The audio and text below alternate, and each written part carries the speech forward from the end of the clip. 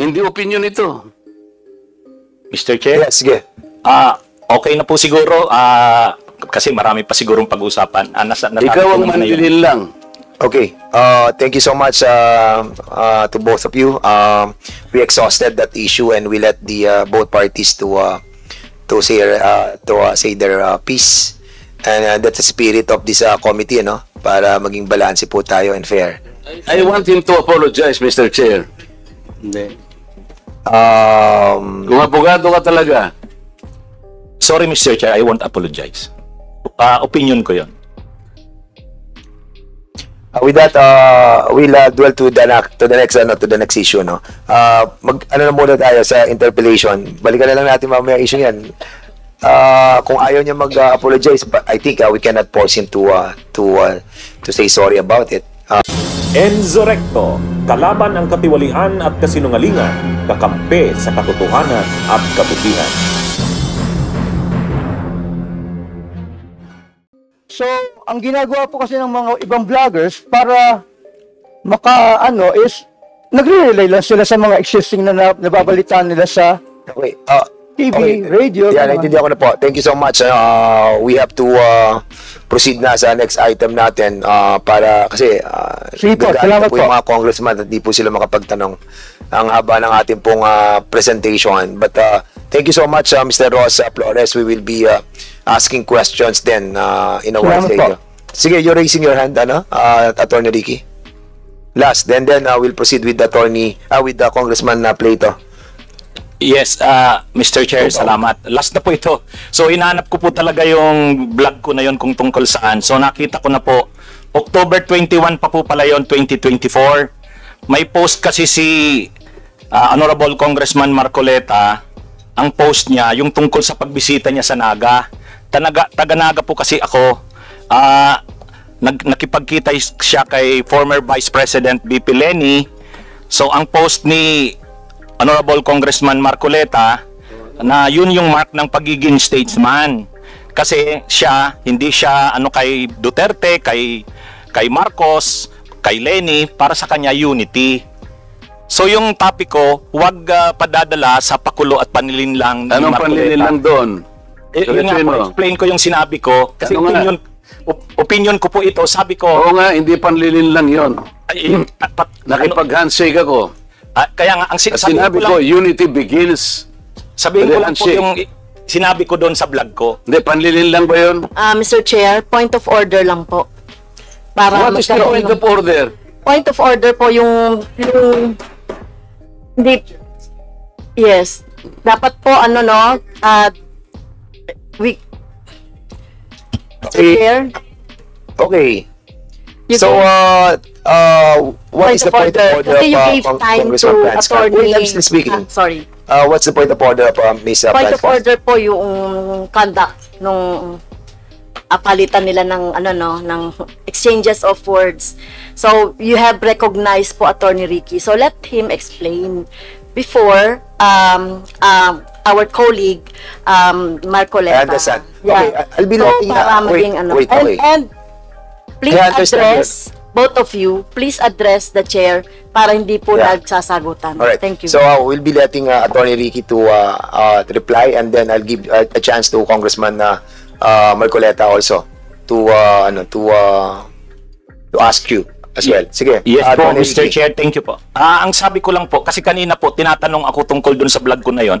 Hindi ko talaga maalala sa dami ko ng vlog. So, binasa ko po, pinanood ko. So, tungkol po yun sa post ni Honorable Congressman Marcoleta. Sabi niya, reading from netizens, reactions on my brief and casual meeting with former VP Leni. After my trip to Sipokot, I now realize how really divided our people are. Reaching out to all our leaders can also be personal. Our ability to show our humanity beyond the realm of political. How else are we able to exemplify the true meaning of statesmanship if you refuse to extend your hand to all who wants to grasp it? I believe unity always begins with the handshake. Tapos may picture siya, kasama niya sa PBBM, si Duterte, si Leni, si Sara. Ang reaksyon ko doon, sabi ko, wag tayong padadala doon sa pakulo na yon at panlilang kasi sabi ko, ang totoong statesman, ang paninindigan niya para sa bayan. Hindi ko nakita kay Congressman Marcoleta na ang mga paninindigan niya sa issue ay para sa bayan. So honest opinion ko po yun. Yung po yung ano ko. Hindi po ako doon, hindi po malicious yung ano ko, yung intention ko doon. Mr. Chair, may I react?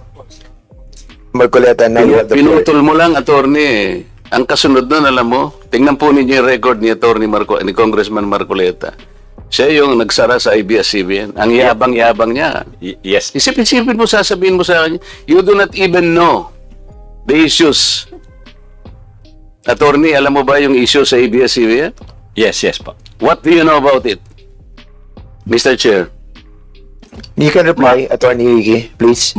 Mahaba po yung mga issues. Pero ang niraise nyo pong issues doon, maraming hindi binabayaran na tax ang ABS-CBN, may mga properties na in-acquire na illegal yung pagkaka-acquire, hindi binabayaran ng mga workers. So, mainly po yun yung nakita kong niraise yung issues nung pinasara yung hindi binigyan ng renew yung franchise. So, Mr. Chair, ano ang panliling lang doon? Ni hindi mo alam yung Philippine Depositary Receipts, ni hindi mo alam yung corporate layering, ni hindi mo alam yung transfer pricing na ginamit nila para magkaroon tax evasion through Big Dipper. Ni hindi mo alam ang napakarami nun. Pagkatapos magbibintang ka na pakulo lang lahat ito, tako'y nanlilin lang. Ano ang binibigay mo sa followers mo, Mr. Chair? Wala kang masabi na panlilin lang eh. Ang sinasabi mo ngayon, opinion eh. Pwede kang humabi ng opinion, attorney kung talagang attorney ka. Pero wag kang mag-chat na ako'y nanlin lang ng mamamayang Pilipino. You want to reply, Attorney Ricky? Yes, Mr. Chair. Ayun, Okay, yun go po ahead. yung, kaya ko po sinasabi na yung ako naninindigan na yung vlogging ko, hindi po fake news kasi opinion ko po yun. Basta mo na lang sasabihin, Mr. Chair, na opinion mo yun, pero kinarge mo ko na manlilin lang. Hindi ka ba magsasabi ng facts mo kung paano ako nanlilin lang ng Pilipino? Abogado ka, di ba? Mr. Chair, abogado daw ito eh. Attorney, you want to answer back? Again, Your Honor, yun na rin yung sinasabi kong concepts natin na ang mga public officials, talagang open sila na punahin, i-criticize, medyo masakit minsan, pero yan yung pagkakaiba ng public official sa private citizen. Mr. Chair, hindi siya nagkikriticize eh. Sabi ko nga, binigyan kita ng halimbawa doon sa isang babaeng vlogger na sinabi niyang tanga ako at ikinahihiya ako ng lahat ng mga members ng INC. Pinatawad ko na siya ron eh. Masakit yun pero dahil meron siyang nakitang ganun. Pero ikaw sinabi mo eh, nanlin lang ako eh. Ngayon sinasabi mo, may opinion ka, nanlin lang.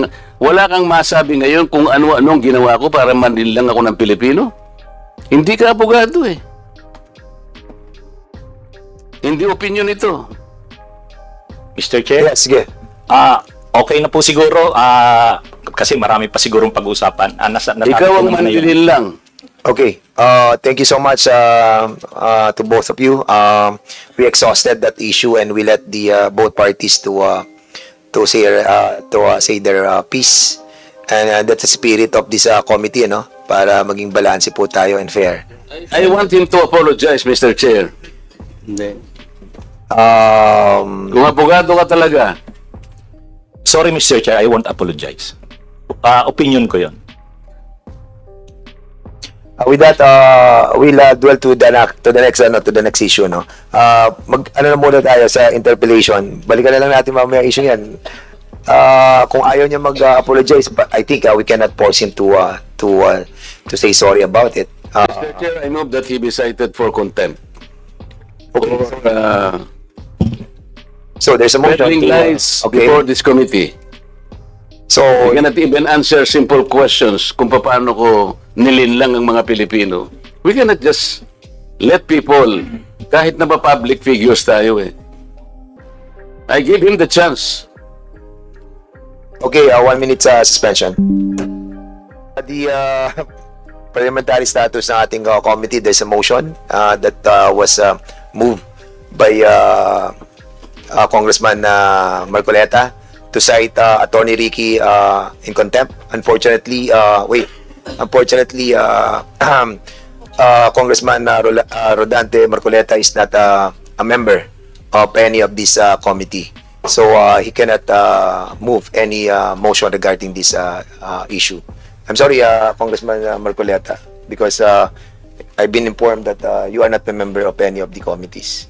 And according sa ating rules, hindi po pwedeng mag Mr. Chair, may I ask my friends in this committee who are well-intentioned enough, and I think they wanted also to protect not only the reputation of this committee, but I think in the interest of truth.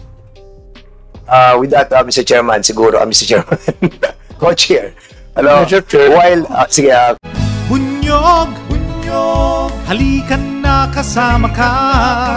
Bunyog, kapag buklod ay may pag-asa. Luzon, Visayas, Mindanao, isa ang pananaw.